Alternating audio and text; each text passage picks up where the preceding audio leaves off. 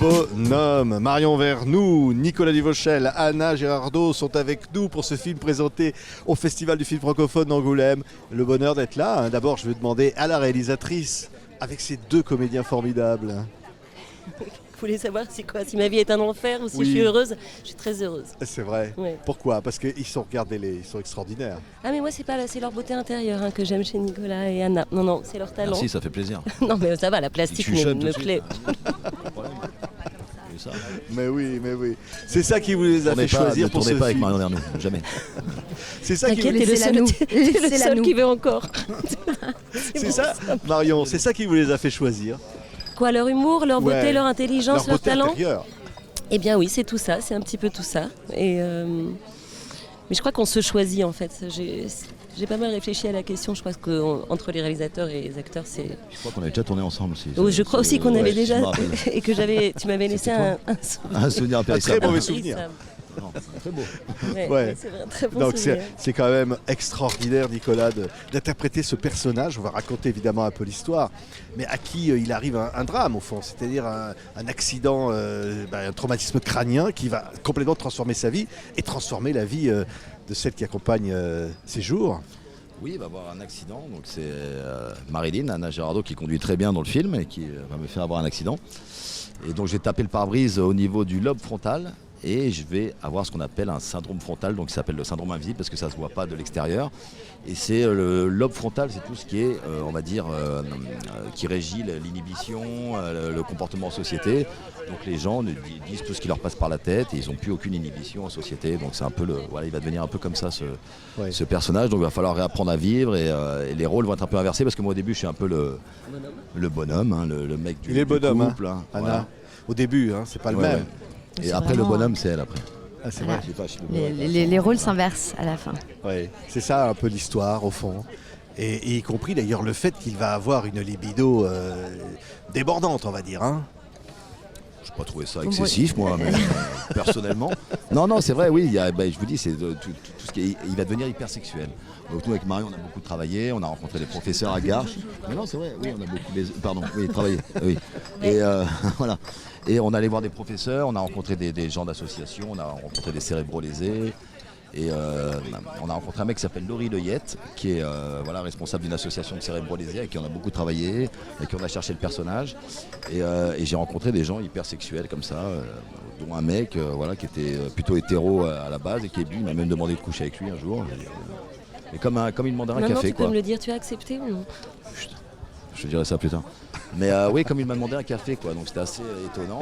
Et c'est vrai qu'on a du mal à y croire et ça existe vraiment, quoi. Donc, Regardez, extrait de la bande-annonce, ça s'appelle Bonhomme.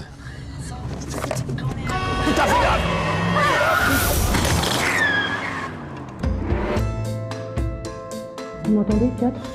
Où êtes-vous né? Passe une clope. Ah, tu fumes, t'as des clopes, bah donne-moi une clope.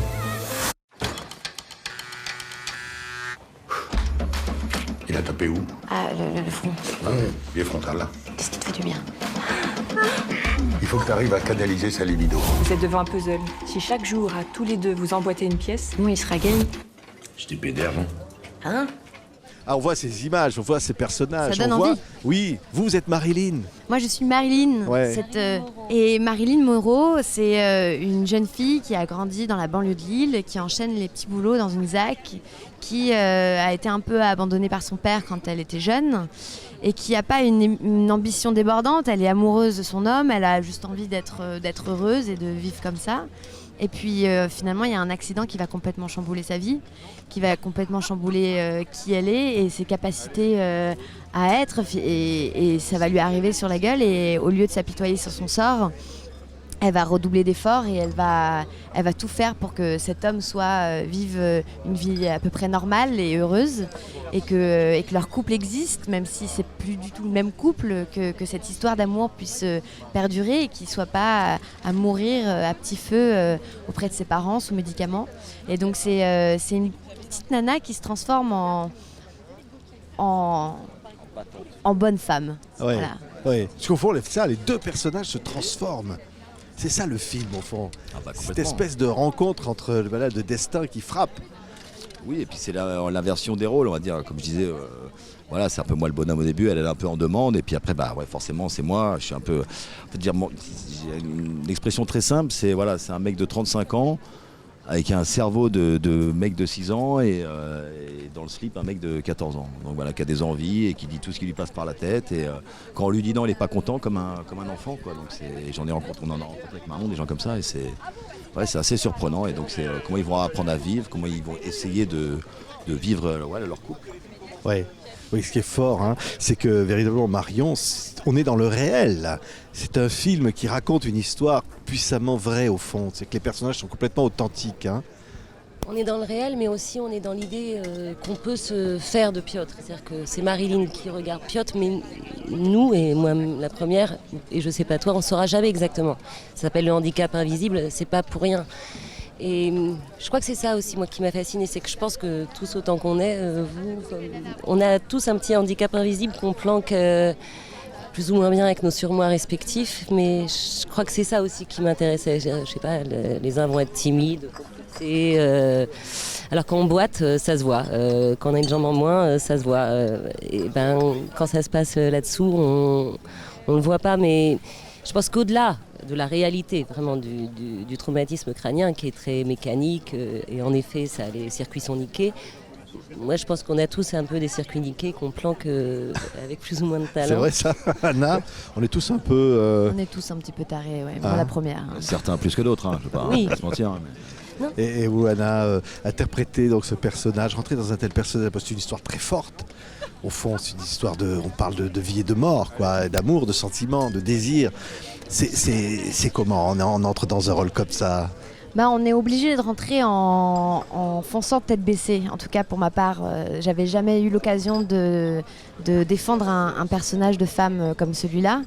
On m'en avait jamais vraiment donné l'occasion parce que voilà, pendant très longtemps j'ai joué des jeunes femmes plutôt timides, réservées et malheureusement plus on en fait, moins on vous voit dans quelque chose de différent. Et quand Marion a accepté de prendre le pari sur moi, non seulement j'attendais ça depuis longtemps, mais en même temps je crevais de peur aussi. Et en même temps, qu'est-ce que c'était...